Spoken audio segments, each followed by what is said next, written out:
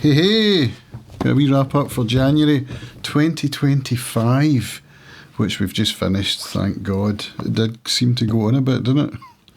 So, first up, we've got some non-fiction with The War of Art, which you might have seen my recent video where I talked about this book. I did a full review on it, so I don't need to go into it anymore really for this wrap-up. I can just point you to the video that I did on it. It's a 5-star read for me. This was a second read, and I just absolutely love this book. It's so incredibly helpful, and if you know about resistance as a creator or as someone who just likes to make their bed in the morning, you know, resistance is everywhere. Stephen Pressfield gives you strategies to help you deal with that, which, yeah, 5 stars, highly recommended. Other non-fiction, which I don't have physical copies of. First up, Heredotus, the Histories.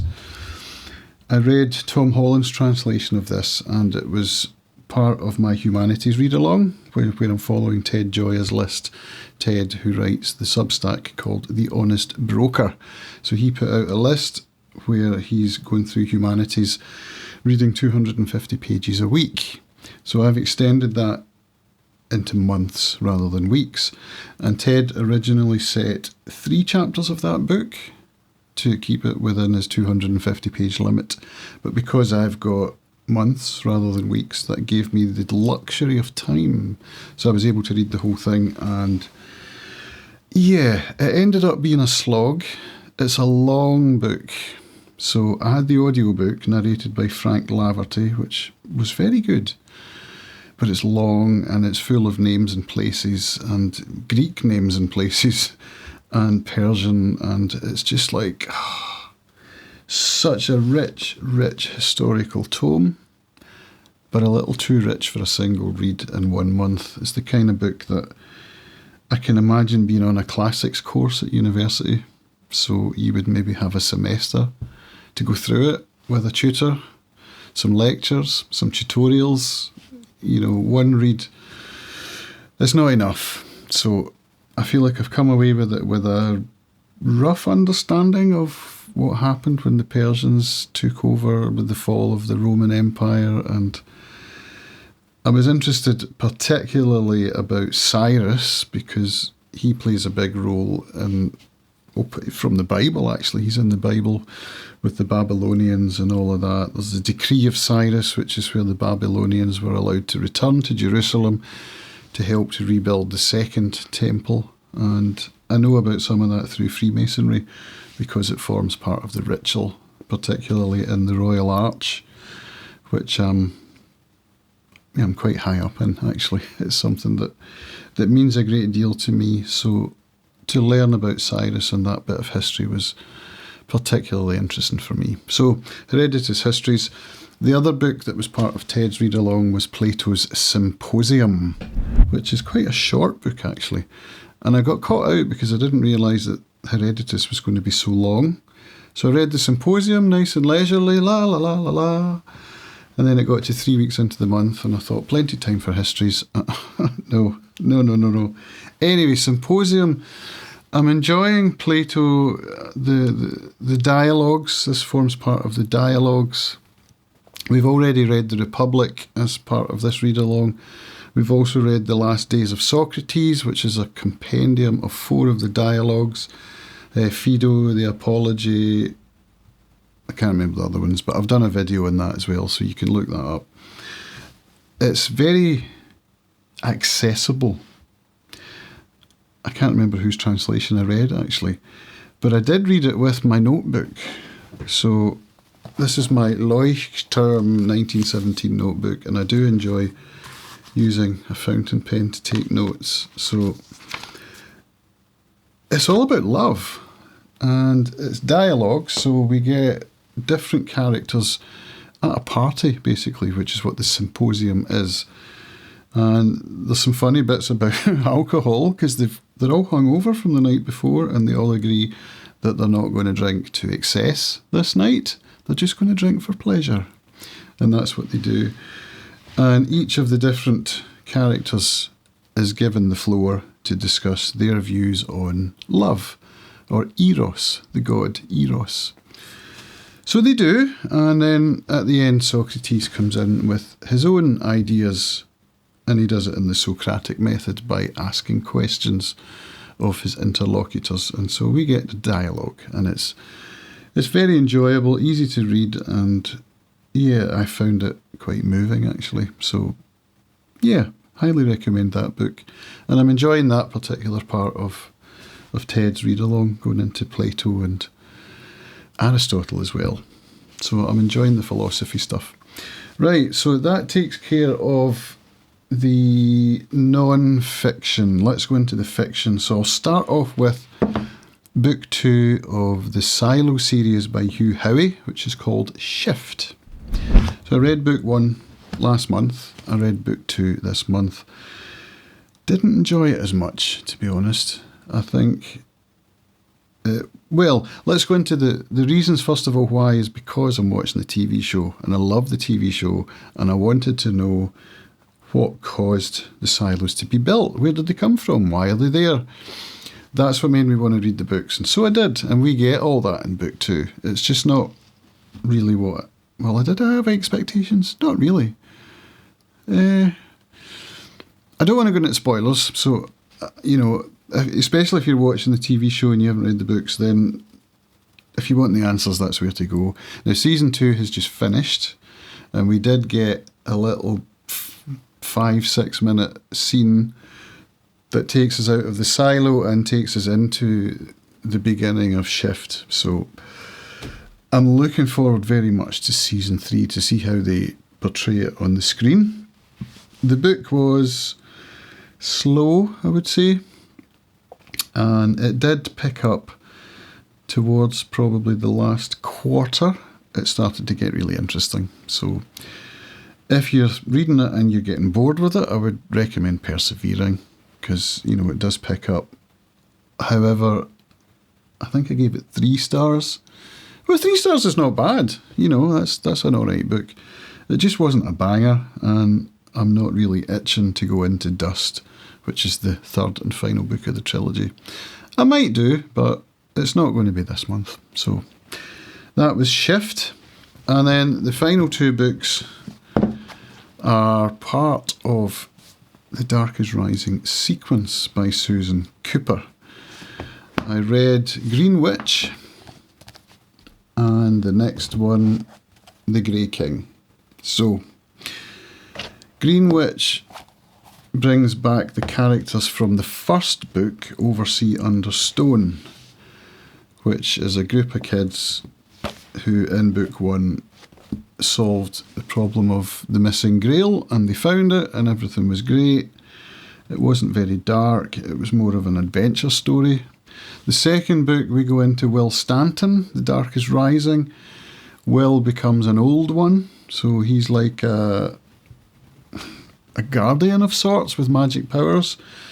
It's a magic system that's not really explored very deeply, but Will is the finder of the tokens. What are they called? The badges, the signs. He's the sign seeker.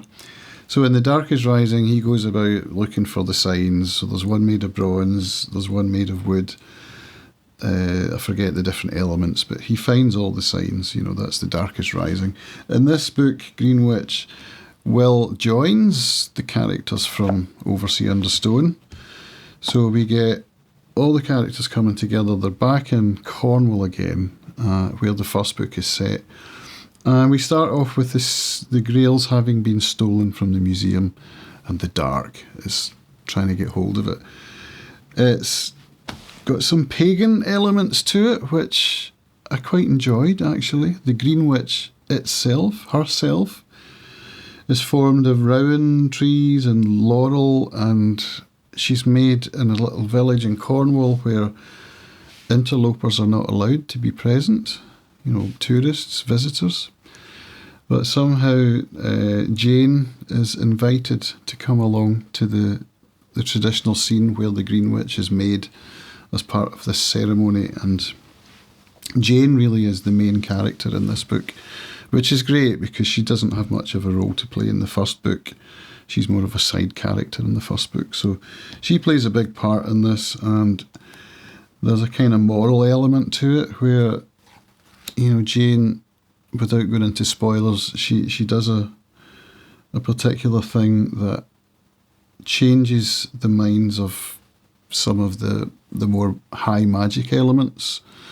So it's difficult to explain without going into the details, so I won't do that. But suffice it to say, I didn't enjoy this one quite as much as the other ones.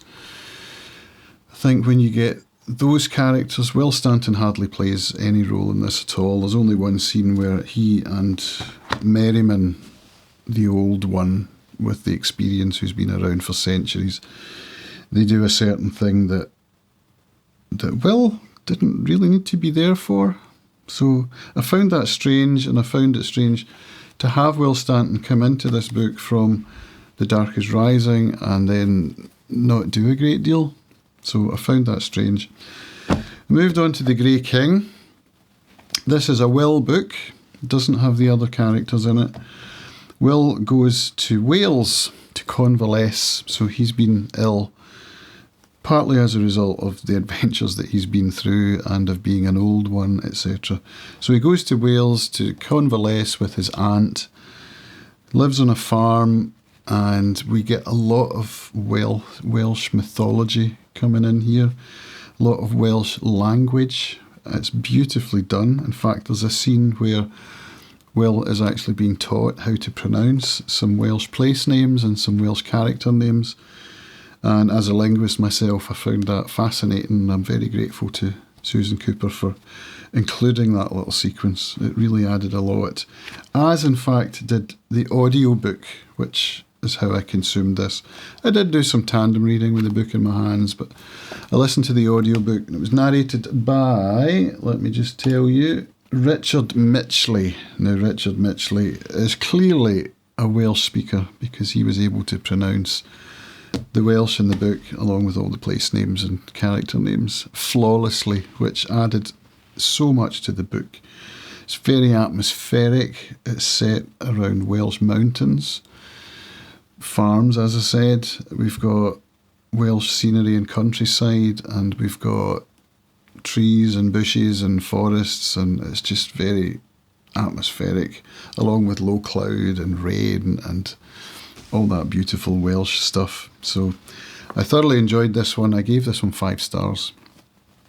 It ramps up with more dark magic than we see in Greenwitch, and we've got the Grey King himself, who's kind of the baddie of the book, from the Welsh mountains. We've got some mythology again, going into English mythology, where we've got some Arthurian stuff coming in.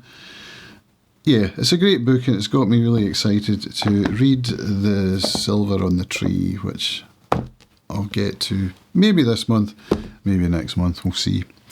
So, all in all, it's been a good month of reading. It's been a good start to the year. How's your month been? Have you had a good start? I hope so. So, as we go into February, I've got a few things happening, you won't be surprised to hear. Couple of history books on the go, Catherine the Great by Tiomkin, and Dominion by Tom Holland, who's the guy that translated Heredotus Histories. So there's a history of Christianity and a history going back to Catherine the Great's time in Russia. I've also got My Crime and Punishment to finish. I've just finished Fool's Fate, which I'll be talking about very soon. Third book of the Tawny Man trilogy, which a buddy read with a friend of mine, Ray. Ray loves to read, by the way, so look out for her video on Fool's Fate as well. And Brothers Karamazov, which I'm reading with Dana, that's on the go. The Iliad, also on the go with another Substack reader. And we've also got Anna Karenina. How am I going to read all these books? Well, these ones are spread out over quite a long period, so just little bits and pieces at a time. Same with these ones, read-alongs on Substack. I'm there for that. It's a lot of fun. It's a really good way to read books, and that's why I'm doing it myself as well with the humanities. So if you're interested in any of that, I'll put links down in the descriptions if you want to follow along. Some of them have just started, so you can join. It won't take you long to catch up. And the other one I've got on the go is Bleak House by Charles Dickens, which I'm thoroughly enjoying, having a good time with that. And again, it's a slow read. I'm taking that right through until the end of March. So, 10 pages a day, something like that gets me through it. So I've got a lot on my plate, but I love reading, so that's okay. Thanks for watching. See you again. Bye.